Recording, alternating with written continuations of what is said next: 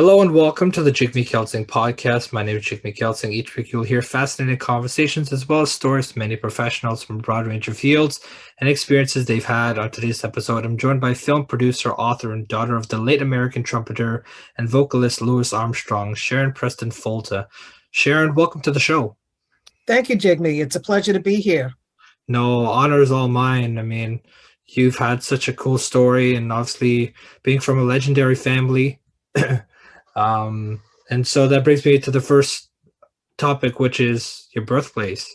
I mean, you're born in Harlem, New York. Yes. Talk to me about your hometown. Harlem still has my heart.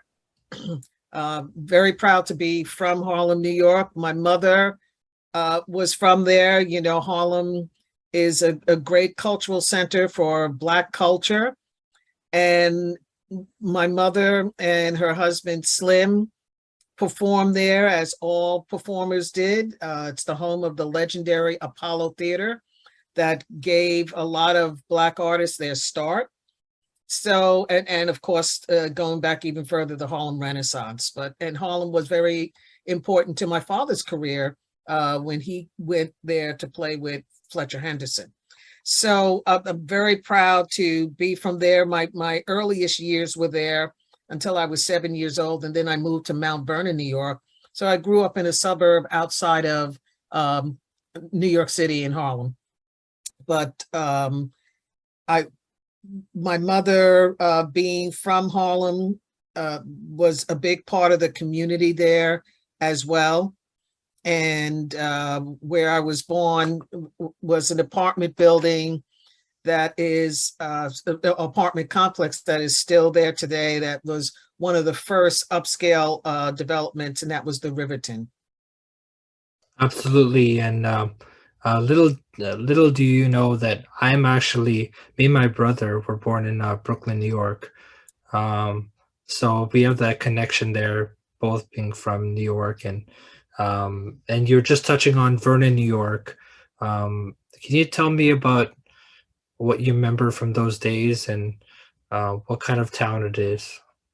Well, Mount Vernon, New York, in the early 40s and 50s was one of the, suburban towns that was developed, and with from people moving from New York City, and in the 60s. I would say late 50s and 60s, African Americans were moving to Mount Vernon, New York.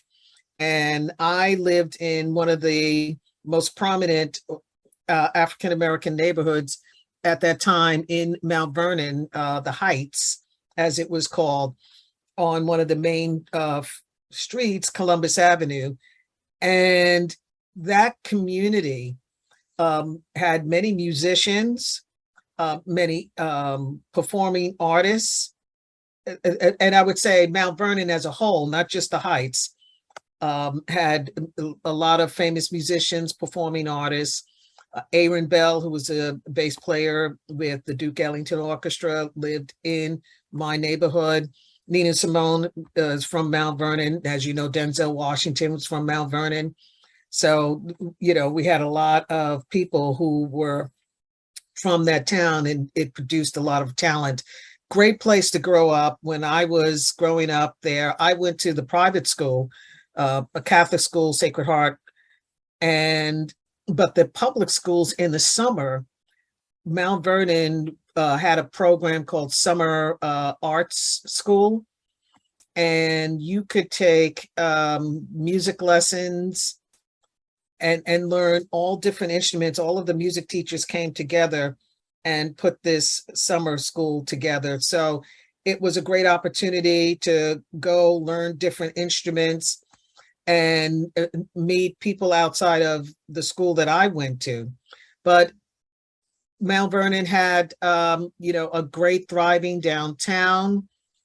Probably still does. It's been years since I've been there, but a great thriving downtown. Many churches, communities, lots of, at one time, Memorial Field, which was, had a playground and football field and tennis courts, would also house a lot of concerts. I remember seeing the Jackson 5 at Memorial Field in Mount Vernon. So Mount Vernon in those days was a key area for the arts. No, absolutely. And it's such a cool thing to know that there were so many people who came through that town that have now become so big, like Denzel Washington, who's Yeah. had such a illustrious career, and still is. And so that brings me to the point of you live in Sarasota, Florida currently. Yes. Do you ever go back to your hometown? Oh, I do. Before the pandemic, I would go back to New York at least 3 times a year. Um, and because I grew up seeing Broadway shows and New York entertainment, all through my childhood. So whenever I would go back, I would see at least one new Broadway show, try to get in other forms of entertainment. I have many friends that are still in New York, and I just enjoy the energy. So I try to go back as often as possible. I just went back this year. The pandemic, cut down all travel as for everybody. And I just had a trip this summer, went back to see some Broadway shows, friends, celebrate my birthday. And I hope to go back in December to see the tree. It's been a couple of years Mhm. at Rockefeller Center. Right, right, Rockefeller Center. That's right. Such a cool little place, Rockefeller Center. For people who don't know what Rockefeller Center is, basically it's just a really cool, like it brings you this holiday vibes. Um, It's a and great way to start the season. They have the huge tree that they get from an area out, uh, somewhere, usually the Northeast, a huge Christmas tree. They put it up in Rockefeller Center near the ice skating rink with all of the nation's flags around it and light it up with, it's so beautifully lit. And it's just standing around it, you really do get the holiday spirit. speaking of spirit, I want to talk about your father, Hmm. the great legendary American trumpeter and vocalist Louis Armstrong. At first, I was confused on how to pronounce his first name because a lot of people say Louis Armstrong, but it's Louis Armstrong, correct? Yes, it is. I think people, will call people named Louis, but he, preferred Louis. He never really liked Louis, but people do call him Louis Armstrong, and he would never really get upset, but he did prefer Louis. Ah, that's interesting because I kept calling him Louis Armstrong, and that's the only thing I knew him by. But it's cool to know that people change their names sometimes. People feel like Louis Armstrong may be a more personal touch to his name instead of people calling him Louis Armstrong, which is really cool. Um, and so that brings me to the point of Louis Armstrong met Lucille Sweets Preston at a jazz concert in the 1940s. Uh, Well, how they met, my mother and her husband were a dance team, Slim and Sweets, and they performed, all throughout the 40s at various clubs. And that was also the time in performing in the South where it was the Jim Crow South, which prohibited Black stars from staying and performing in certain places in the South. So when the shows went to the South, they played to mostly Black audiences, and those performers stayed together in homes. People provided them places to stay. They ate together. So whether you were the opener of the show or someone who closed the show, you all got to work together and know each other. And that's how my mother met Louis. Her and her husband actually opened for him many times throughout that period. no, absolutely. And so, what do you remember about your mother? Lucille Speeds Preston. Well, I'll tell you, I have a lot of recent memories because my mother just passed away in 2020, right at the beginning of the pandemic. So, mom and I, we were really, uh, our family, my father was there when he could be, but it really was my mother and I. So all through my life, in my adulthood, I remained very close to my mother, supported her emotionally and financially, in her elder years. And when I moved to Sarasota, I relocated her to Sarasota as well. So, my mother and she was my first Girl Scout leader. Um, Mom made sure that I got to go to the museums. And when we received tickets from my father's office, his booking office, to go to Broadway shows, she, made sure I did that. When I was very little, she was a stay-at-home mom because she could be, and would take me, in New York, downtown to Central Park, and we would just do a lot of things together. And I, would travel with my mother. So, I was fortunate to have a long life with her. No, absolutely, and uh, condolences to your family. I was doing some research about your mother and the relationship she had with Louis Armstrong, and it caught me by surprise. It fascinated me because you don't ever get to hear those types of love stories like those. Yeah. It's just a really cool touch to it, and so that brings me to my next point of what was the meaning behind Little Satchmo? Because the only thing that I remember doing research on was that when there was an unborn baby, um, Louis Armstrong named it Little Satchmo. But what was the real meaning behind it? It was he was telling my mother so that in a letter that he wrote to her once he received her information that she was pregnant. He wrote her a letter saying how happy he was, and he wanted to know how his little Satchmo was doing. So it was just a term of endearment that he gave to me, being unborn yet, and just calling me his little Satchmo. So when I was writing the book and coming up looking at a name, working with my literary agent at the time, what she asked me, did he ever have a nickname for you? And I told her no, but when he was speaking to my mother in the letter, he referred to me as Little Satchmo.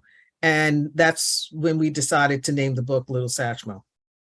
hmm and then obviously in 1967, if I'm not mistaken, then that was when the separation occurred.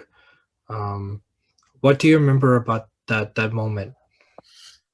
Well, I'll tell you, um, it was tough to see my parents so unhappy, and really so angry with each other. They started fighting. And even though I had come in the room at that time, it just didn't deter them from really fighting with each other. And I have to say, you know, in the moment when he told my mother that he wasn't going to marry her, just a sadness for her, and for us, because it was just obvious, you know, what was going to happen next. In that moment when he made that statement, to that wasn't going to happen. How would my mother continue on in the same way? So, just great sadness in that moment. And for my mother and I, it was really hard to communicate how we felt with each other.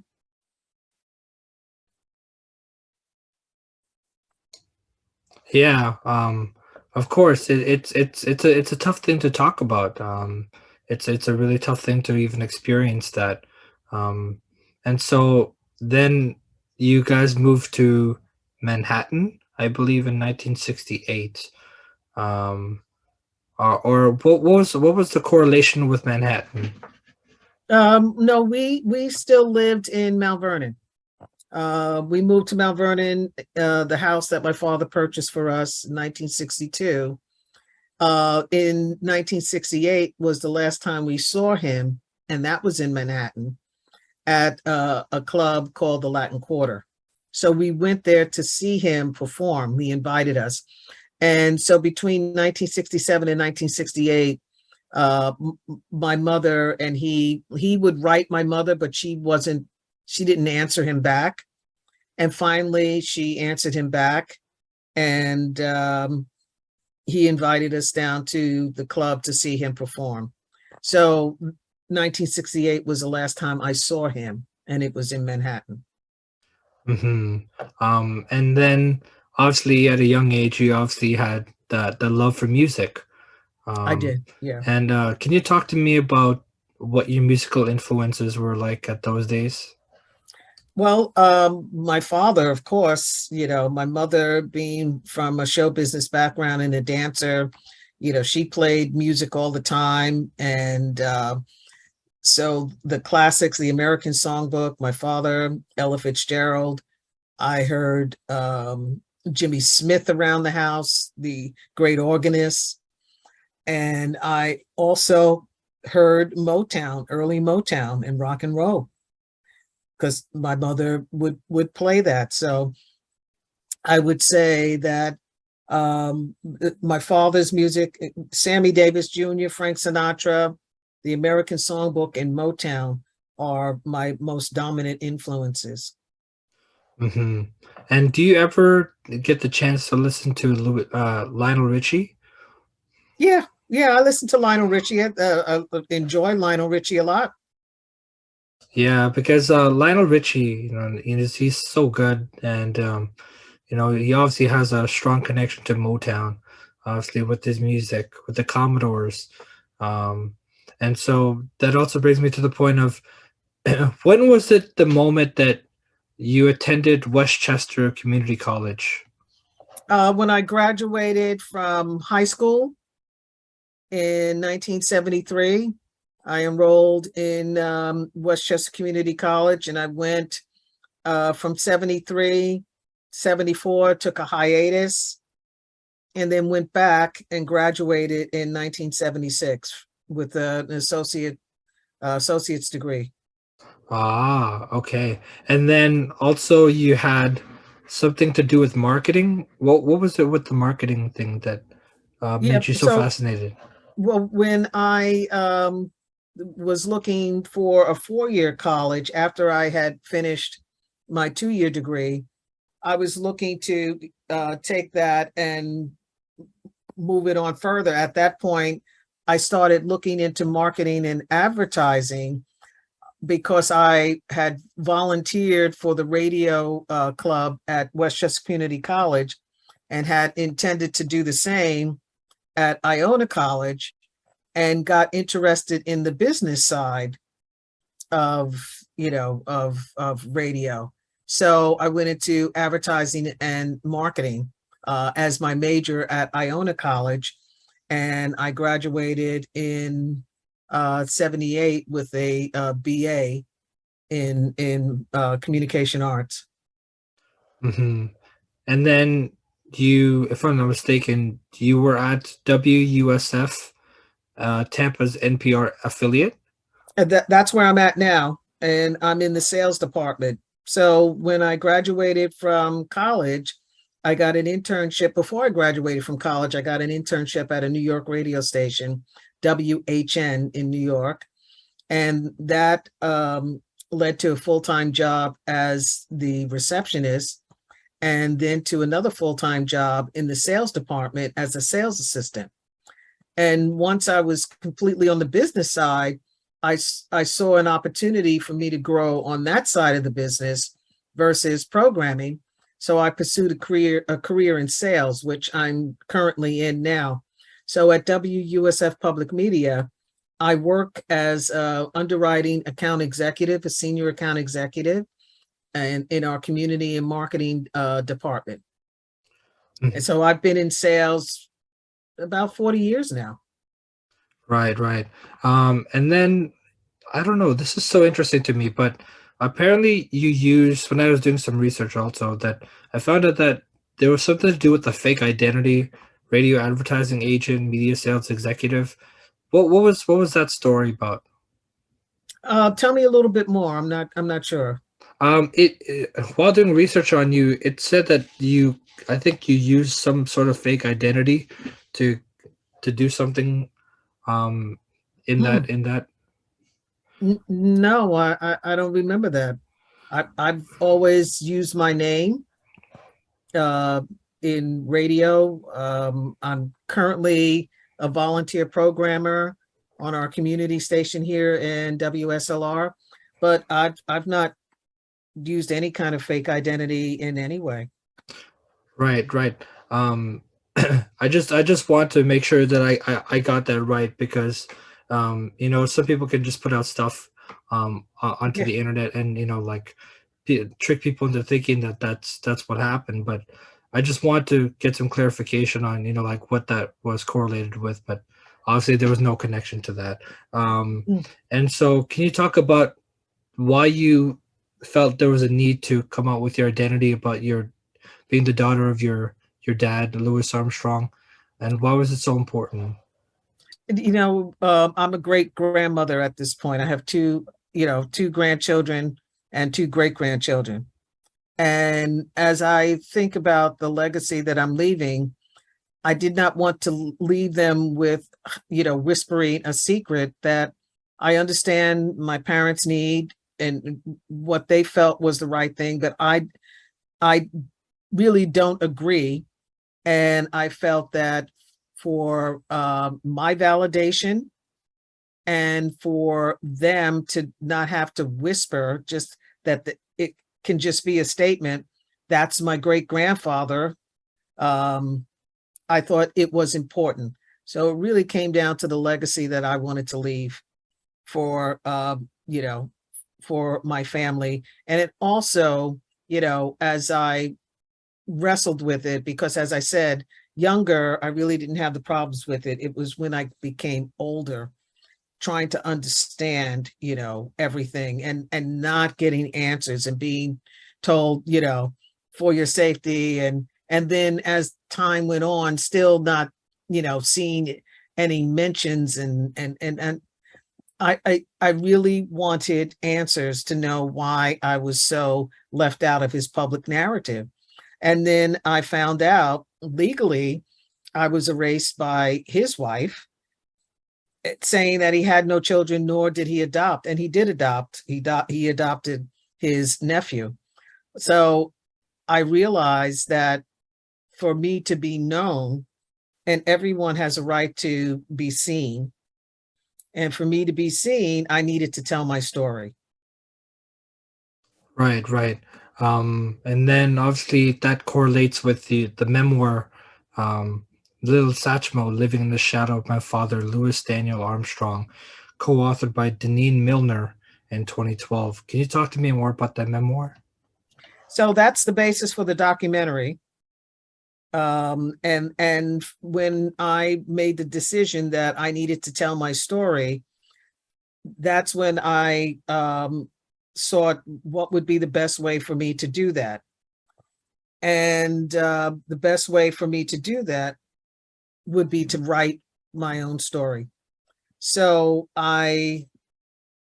hold on a second. Hold on. Okay, okay. So the best way for me, as I was saying, the best way for me to do that was to write my story. But I'm not a journalism major, but I am resourceful. So I looked to find the people that could help me make that a reality. So I got an entertainment lawyer who helped me find a literary agent, who helped me find a co-author, and we worked together. I wrote my memoir. She took what I wrote, and put it in a form that would be most interesting to read. That's, because she's a writer, Deneen. And we shopped it to a couple of publishing companies. They turned it down. So that's when I made a decision to self-publish. And it was self-published in 2012. In 2019, I was approached by a producer of a local festival here and a friend of mine to turn my memoir into a documentary. She had a director in mind. We all worked together, and the documentary Little Satchmo debuted July 2021, June of 2021. And it premiered in Thessaloniki, Greece at the Documentary Festival. Then it made its American debut at the American Black Film Festival, in Canada, in Hot Docs, and on PBS as a part of Real South, the documentary series. And now it's streaming on pbs.org. Hmm. And I also want to know, because I was watching this show called The Southern Weekend, and they were talking about Ma Rainey, the mother of blues, and they were talking about Ma Rainey and Louis Armstrong's relationship with each other. What was that? I don't know the full extent. I just know musically they worked together because they were of the same time. And which I find incredible. My father was relevant, in the 20s all the way through the end of his life in each decade, but just that they work together. Absolutely. And so to wrap up, what are you looking forward to in the future? Well, I'm thankful that the documentary, my story has been told, and in the documentary, how well it's being received. And we currently are working on international distribution. The film is being seen throughout independent theaters in Italy right now. And we are also looking to take it to colleges in the US and special events. But I'm just looking for continued conversation, and also what people have told me after seeing the documentary, thanking me for just speaking up, and for them just seeing that acknowledging what is can be very healing. So the more that I tell my story, the more I'm healed, the more forgiveness I have for my parents doing what they thought was right, and thankful for how people are responding to me and receiving, my story and the universal message in it. Hmm. And so, where can people find your memoir, and also where can people find the Little Satchmo documentary? My memoir is on Amazon. So it's Little Satchmo. If you type in Little Satchmo, it'll come up on Amazon Books. And the documentary, if you are a passport member of PBS, you can go on pbs.org, and you can see the documentary there. You can also go on Amazon Prime, and you can see the documentary there. It's also playing in various theaters. We just had a showing in Sonoma County at the Sebastiani Theater. And also still in some film festivals. We're still getting invited to different film festivals, but mainly it's streaming now. hmm and so, well, our time has come to an end, but it was fun chatting with you. Congratulations on all the success you're having and continuing to have.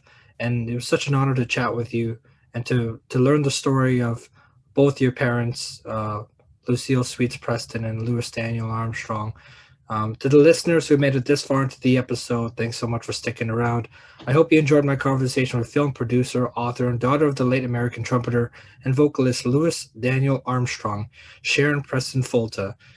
If you'd like to help spread the word about my podcast, please do feel free to share it with others. Post about it on social media. Any form of support is greatly appreciated. I've been your host, JIGME KELSANG. Thanks for tuning into the show.